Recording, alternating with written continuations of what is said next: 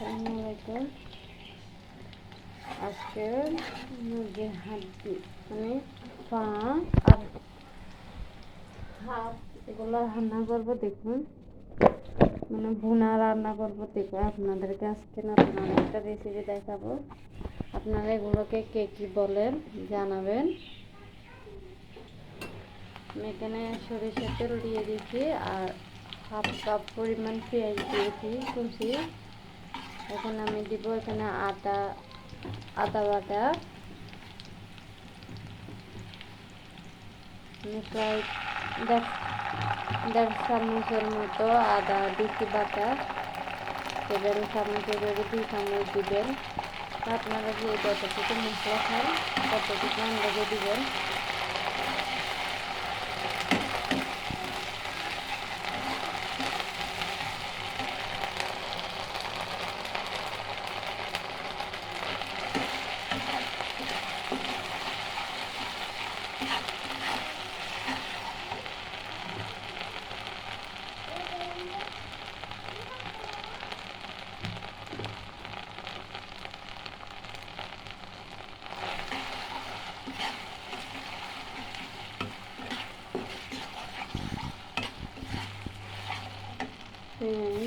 আর আদা বাটাটা ভালো করে লাল লাল করে একটু ভেজে নিয়েছি। তারপরে দিব রসুন।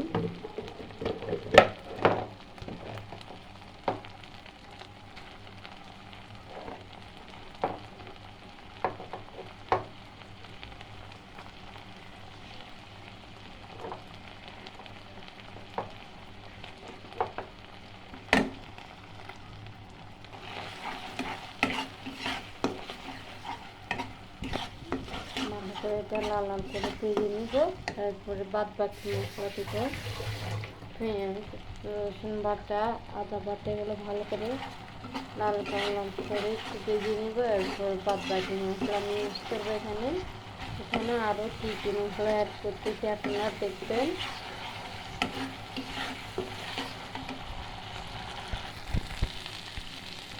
দেখুন, টমেটোটা দিয়ে দিয়েছি।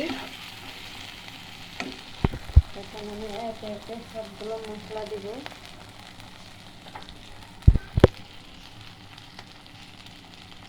প্রথমে দিয়ে দেব 2 চামচ মরিচের গুঁড়া। প্রথমে 2 চামচ দিয়ে দিয়েছি মরিচের গুঁড়া।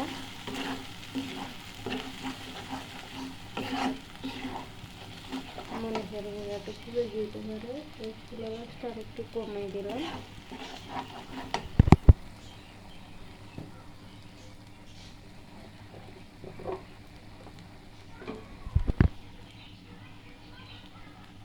এক চামচ 1 চামচের মতো দিলাম হলুদ গুঁড়া।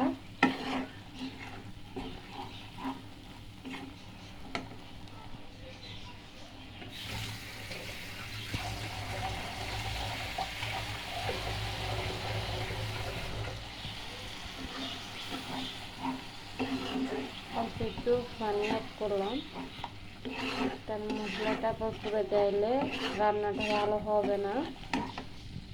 তো সেজন্য হলুদ আর মরিচের গুঁড়া দেওয়া শেষ।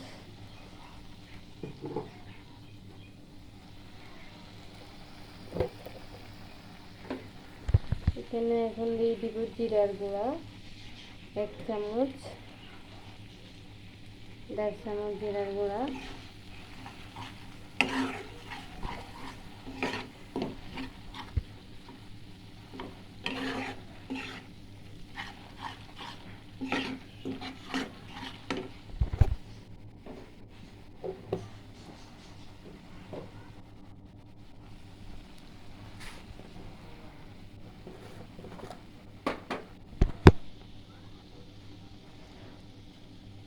দিয়ে দিব লবণ পরিমাণ মতো।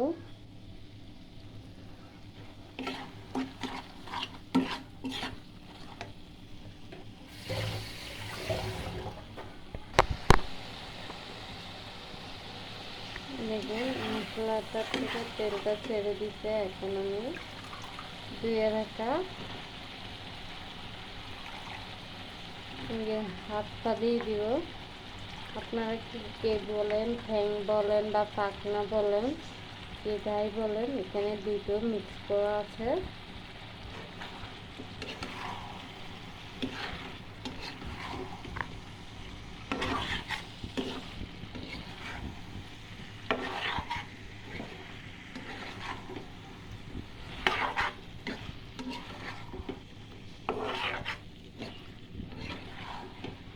মশলার সাথে ভালো করে মিক্স করে নিয়েছি।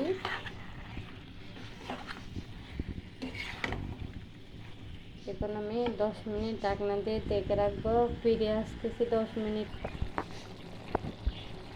দেখুন 10 মিনিট পরে ফিরে আসছি। এখন কালারটা কীরকম হয়েছে,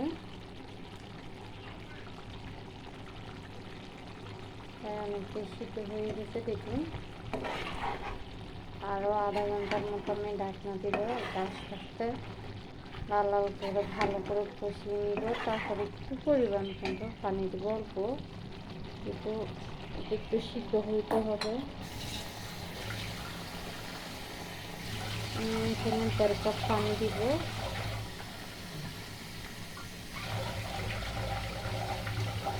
আপনারা চাইলে আরও বেশিও দিতে পারেন, আরও পানি দিব। আমি বেশি দিব না, 1.5 কাপ পরিমাণ পানি দিছি। ভালো করে মশলাটার সাথে সিদ্ধ হয়ে যাবে। এটা আরও সিদ্ধ হবে, কষানি আরেকটু হবে। পরিমাণ মতো পানি দিছি। দেখুন কালারটা কীরকম আসছে। আজকে আমি সম্পূর্ণ সরিষার তেল দিয়ে রান্নাটা বসাইছি।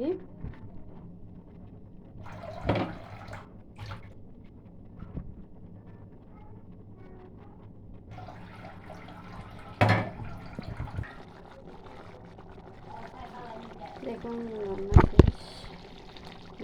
হাতে দিয়ে দেবেন।